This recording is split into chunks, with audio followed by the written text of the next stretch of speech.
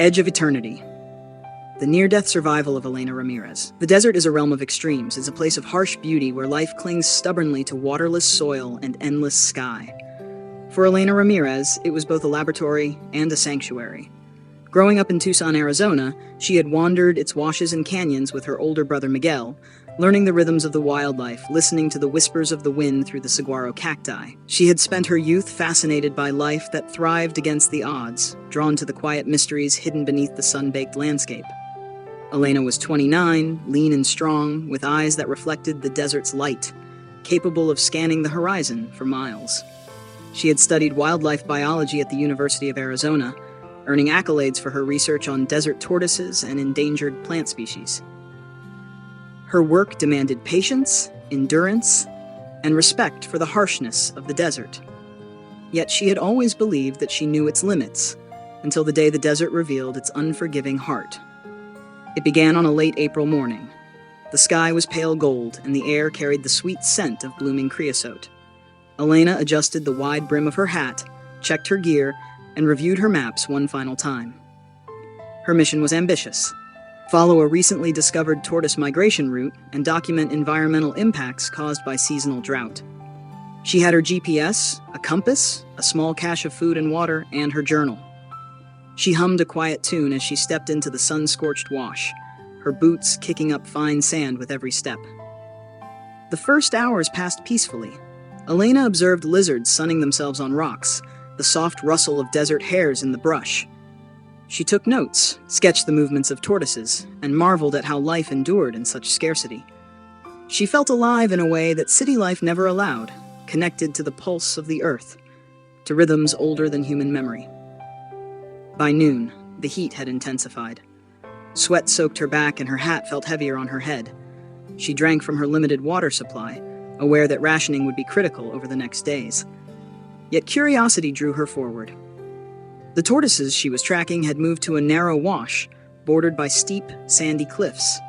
It was here she made a misstep, a hidden sand trap, a small depression that gave way beneath her weight. Her foot sank, then her ankle, then her leg. Panic flared as she realized she was stuck. Elena struggled, thrashing and twisting. The more she moved, the deeper she sank. Her hands scraped against sharp rocks, her boots filled with shifting sand. She reached for her radio, lying just beyond reach, but it slipped from her fingers, vibrating uselessly in the sand. The sun blazed overhead, relentless. Her throat parched, eyes stinging with sweat and grit. Elena fought for breath. The desert was silent, indifferent, as if it were holding its own judgment over her. Minutes stretched into an eternity. She clawed, kicked, and tugged, but the sand resisted. Her muscles screamed, her lungs burned. The sky above seemed impossibly distant. Desperation settled over her like a weight. She thought of Miguel, her brother, who had always teased her for over-preparing, her parents who had worried endlessly about her safety, and the small cottage where she had grown up. Tears blurred her vision as she whispered to herself, "I am not ready to die. I will not die here." Then something extraordinary happened. In the haze of heat and pain, Elena saw light. It was subtle at first, a glimmer that seemed to emanate from the sand itself. She closed her eyes, unsure if it was sunstroke or hallucination. When she opened them, the light grew, warm and radiant, illuminating the wash in a golden glow. In the midst of this impossible brightness, figures began to appear. Her father, smiling with the wisdom of years, her grandmother, arms open as if waiting for her, Miguel, laughing as he had when they were children, mischievous and full of life. Elena's chest swelled with emotion. She felt a pull, both comforting and overwhelming. She wanted to run to them, to surrender, to sink into that brilliance and leave the desert behind. But a voice, deep and resonant, echoed through her very soul. "Elena, your journey is not finished. You must return." The command was gentle yet unyielding. Tears streaked her face as she struggled with the choice between peace and survival, between the light and the desert. She knew, somehow, that she could not stay. Her work, her family, and her own life had not yet reached their conclusion. With immense effort, she clawed at the sand again, this time with renewed purpose. Pain tore through her arms and legs. Every movement was agony, every breath burned. Yet she whispered to herself, repeating the words from the voice, "Not yet. I will return. I will survive." Hours passed, or was it minutes? Time had lost meaning. The sun moved across the sky, relentless and unforgiving. Elena foraged for scraps of edible plants, rationed her water with painstaking care, and found shelter in a shallow crevice against the wind.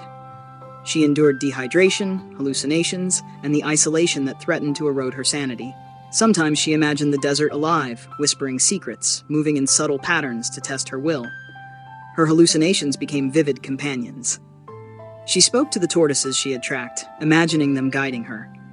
She conversed with imagined friends, mentors, and relatives, drawing strength from their voices. Nights were the cruelest when the temperature dropped, leaving her shivering, teeth chattering, barely conscious. But always the golden light from her vision remained. A tether to hope, a reminder that she was not yet done. By the fourth day, Elena's body was near collapse. Her lips cracked, her tongue swollen. Blisters and abrasions covered her arms and legs. Her strength ebbed with each step. Yet she pressed on, driven by something larger than survival, a force that whispered of life, purpose, and destiny.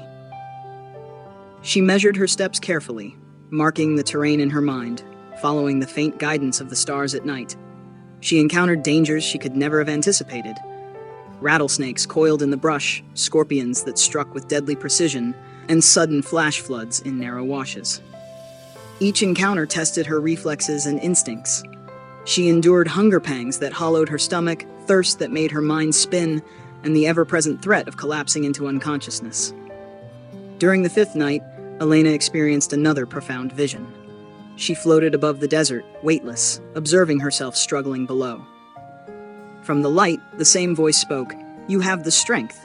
You will survive. You will return to those who love you." This vision renewed her spirit. She awakened with determination, navigating toward a distant ridge that promised a vantage point. Each step required careful negotiation with loose sand and jagged rocks. She rationed her remaining water, using it sparingly, savoring each sip as if it were the elixir of life. Finally, on the sixth day, exhaustion threatened to claim her. But as dawn broke, she saw smoke in the distance. Rescue! Her heart surged with hope. Mustering the last of her energy, she waved a bright piece of cloth, screaming for help. Rangers, dispatched after she failed to check in, spotted her. Relief and gratitude overcame her fatigue as she collapsed into their arms. Her journey to survival was not over. Elena's injuries required months of recovery: dehydration, sunburn, muscular atrophy, and psychological trauma. She endured physical therapy and counseling, reliving each harrowing moment as she processed the experience. Survivor's guilt haunted her thoughts, particularly for the wildlife she had lost track of, and for the risks she had taken alone. Yet through all the pain, Elena's encounter with the golden light left an indelible mark. She had glimpsed a reality beyond comprehension, felt unconditional love, and understood the fragile beauty of life. This knowledge reshaped her priorities. She dedicated herself to education, mentoring young biologists, and raising awareness about desert conservation.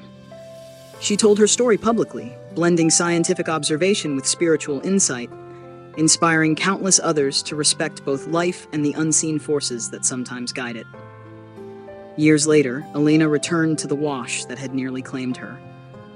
She traced her hands over the sand, remembering every struggle, every hallucination, every heartbeat of terror and hope. She whispered to the desert, "I survived. I honor life. I will never forget." Elena Ramirez became more than a survivor. She became a living testament to resilience, courage, and the mysteries of existence. Her experience illustrated the profound intersection of physical endurance, psychological fortitude, and spiritual awakening. She lived each day with gratitude, purpose, and a determination to make her second chance count, not just for herself, but for all who would hear her story. In the end, Elena's tale reminds us that life is fragile, the human spirit is enduring, and the unknown may intervene in ways beyond understanding. The desert, with its unforgiving beauty, tested her, nearly claimed her, and ultimately transformed her.